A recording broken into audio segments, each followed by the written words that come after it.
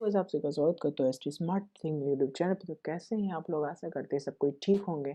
तो इस वीडियो में मैं VIT Vellore Institute of Technology के बारे में बात करने वाला हूँ। उसका एडमिशन प्रोसेस के बारे में बात करने वाला हूँ। जो बीटेक फॉर्म निकला है कैसे भरा जाएगा, स्टेप बाय स्टेप गाइडेंस पूरा दूंगा कि कैसे भरा जाएगा। तो आपको कोई डाउट रहना नहीं चाहिए। वैसे तो अगर कोई डाउट रहता है तो आप कमेंट बॉक्स का यूज़ कर सकते हैं कमेंट करने के लिए। तो चलिए वीडियो को स्टार्ट करते हैं और कैसे क्या भरेंगे सब कुछ देखेंगे, ठीक है। इसके बारे में जानेंगे क्या क्या इंपॉर्टेंट डेट्स है, सिलेबस है और प्रोसीजर है, एलिजिबिलिटी है, सब कुछ देखेंगे। तो चलिए वीडियो को स्टार्ट करते हैं।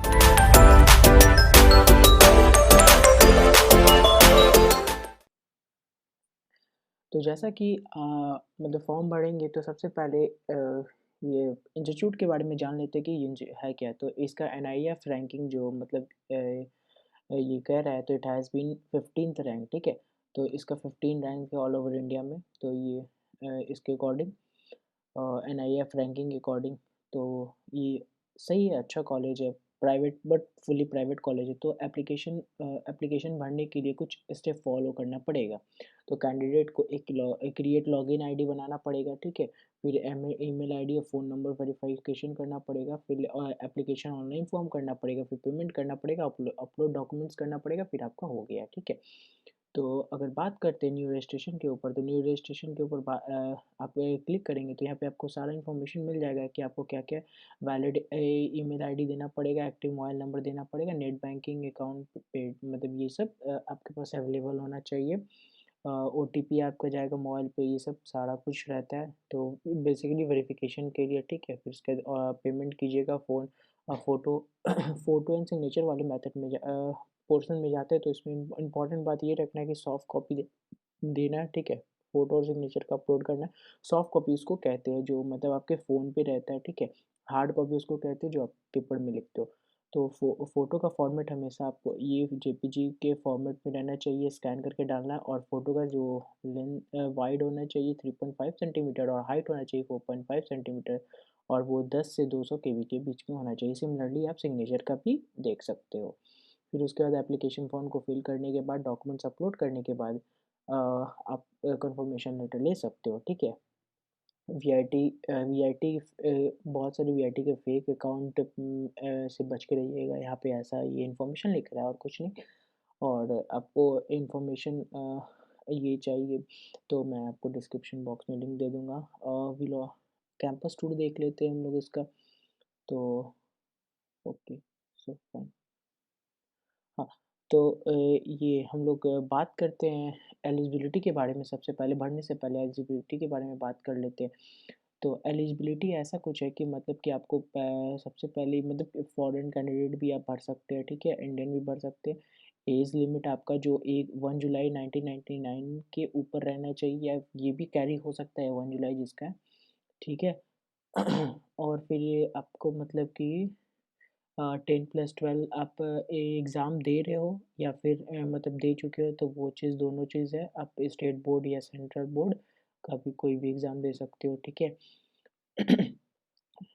तो यहाँ पे ऐसा है। तो ये एक एवरेज मार्किंग जो मतलब कि फिजिक्स केमिस्ट्री मैथ का बायोलॉजी का पीसीएम पीसीबी जो भी कहिए 12th में जो आपका आया है या 12th इक्विवेलेंट में, तो 50% लाना है किसको, एस सी एस टी वाले को। जम्मू एंड कश्मीर में जो रहते हैं नॉर्थ ईस्ट स्टेट, आसाम, ये सब स्टेट हैं, देख लीजिए आप किस स्टेट में बिलोंग करते हैं।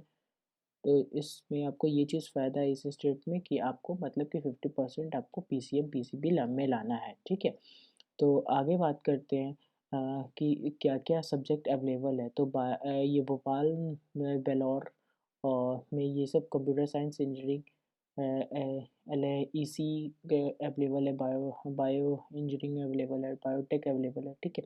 तो बात कर लेते हैं हम लोग एडमिशन प्रोसीजर के बारे में। तो कैसे एडमिशन प्रोसीजर होता है, तो ये बेसिकली आपका सिलेक्शन जो होता है बेस्ड ऑन द रैंक, जो आपका कंप्यूटर सीबीटी में एग्ज़ाम होगा जो उसके रैंक के बेसिस पे होगा, ठीक है। ये तो हो गया बात। और उसके बाद इसमें इस एग्ज़ाम में आपको आपका मेन सब्जेक्ट होगा पीसीएम पीसीएम और फिर इंग्लिश एक रहता है। अगर आपका पीसीबी मेन है तो पीसीबी रहेगा और एक इंग्लिश साथ में रहेगा, ठीक है। तो आ जाते हैं मेन पॉइंट पे, इंपॉर्टेंट डेट्स के बारे में कि इंपॉर्टेंट डेट्स कब है। तो 30 नवंबर को आ चुका था फॉर्म, लास्ट डेट है आपका 30 मार्च। और ये जो VIT ट्रिपल ई 21 का जो एग्ज़ाम होगा, जो 2 अप्रैल से 3 अप्रैल 3rd वीक ऑफ अप्रैल तक में हो जाएगा आपका, ठीक है। काउंसलिंग डेट जो है फर्स्ट वीक ऑफ मे में होगा, ठीक है। और ये क्लोज़ हो जाएगा जुलाई तक में, ठीक है। तो अब डायरेक्ट हम लोग आ जाते हैं होम पेज पे, जहाँ पे हम लोग एप्लीकेशन फॉर्म भरेंगे। तो मैं डिटेल भर लेता हूँ जल्दी से, फिर आपको आपसे डायरेक्ट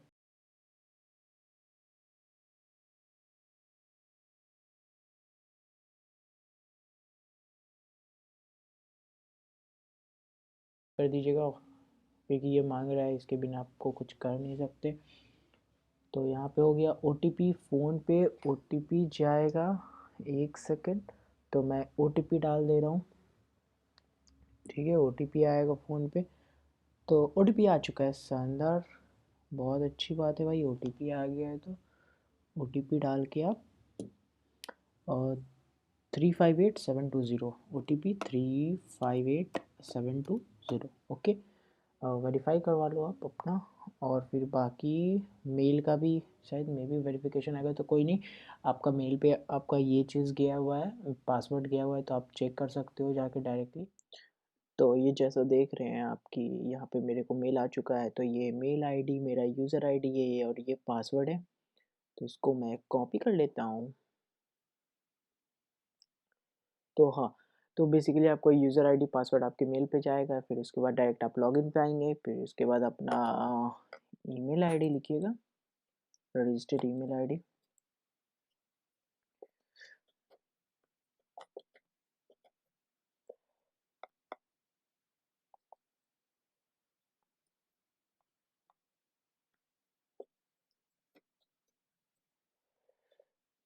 तो उसके बाद अपना पासवर्ड डाल के, जीमेल आईडी पासवर्ड डाल के आप अपना लॉगिन कर सकते हैं। फिर लॉगिन करने के बाद मैं स्टेप बता रहा हूँ आपको, सेकेंड। हाँ, तो जीमेल आईडी के पासवर्ड के बाद लॉगिन कर सकते हैं। तो आपका ऐसा कुछ पेज खुलेगा। पेज खुलने के बाद आप यहाँ पे स्टेटस दिखाएगा, कभी 0% आप फिलअप किए हैं, जो सही बात है। तो ये एप्लीकेशन कॉस्ट इज़ नॉट, तो बेसिकली ये जो कॉस्ट एप्लीकेशन कॉस्ट है वो नॉन रिफंडेबल है, ठीक है। आपका मतलब रिफंड नहीं हो सकता।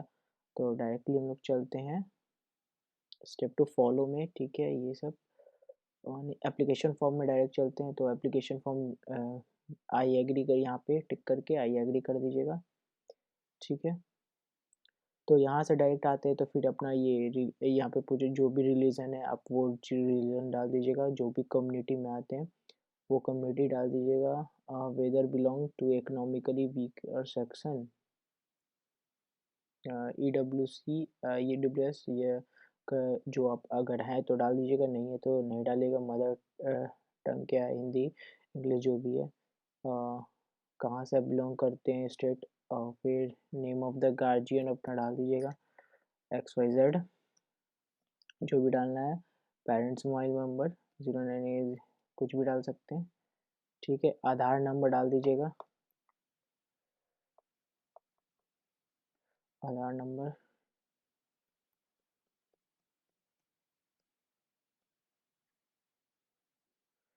ठीक है।